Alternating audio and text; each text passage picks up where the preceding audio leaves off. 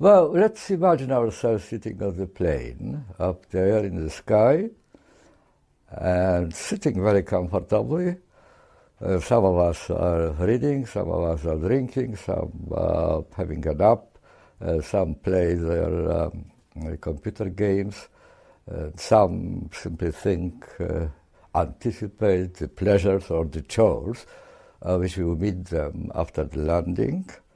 But suddenly the news come in that the very pleasant information coming on through the loudspeakers inside the cabin has been recorded quite a long time ago somewhere else. There is no one actually speaking to you, and then you discover that the pilot cabin is empty and that the automatic pilot probably leads you to some airport, but you learn as well that the airport in question is still in the planning stage. It's a frightening image, really, but it is roughly, in the nutshell, what our contemporary fears are like.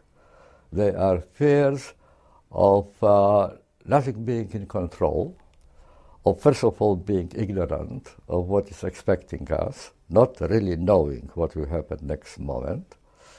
And secondly, even if we knew, we suspect that there's very little we can do about it and to stop the danger and to get out of the trouble. No one is in control. That is the major source of contemporary fear. The fears are scattered, the fears are diffused. We can't pinpoint the sources where from they are coming. It could be sudden closing up of the factory in which you worked for 20 years, or hostile merger between two offices and you are losing your job. It may be collapse of the stock exchange and you're losing your old age pension and the savings you made for many, many years. The question is where from it comes.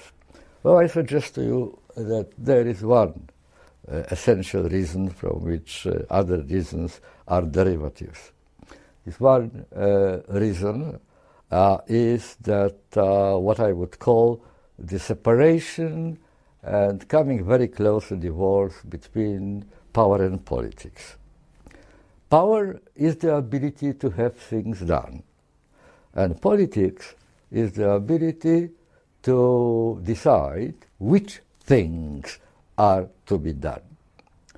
Now, both abilities, the power and the politics, were until quite recently, until less than half a century ago, united in one place. That place was called nation state. But state government has both. It has power to do things, and the political institutions to decide which things are to be done. It's no longer the case. There is nothing to control the power which liberated itself from political control and emigrated into the space of flows. Finances, capitals, the trade, information, terrorism, criminality, weapon trade, the drug traffic, everything which ignores the boundaries of national sovereignty, which ignores and is free to ignore and get unpunished for doing that, ignores the local customs, local preferences, the will of the population, and so on. That is already global.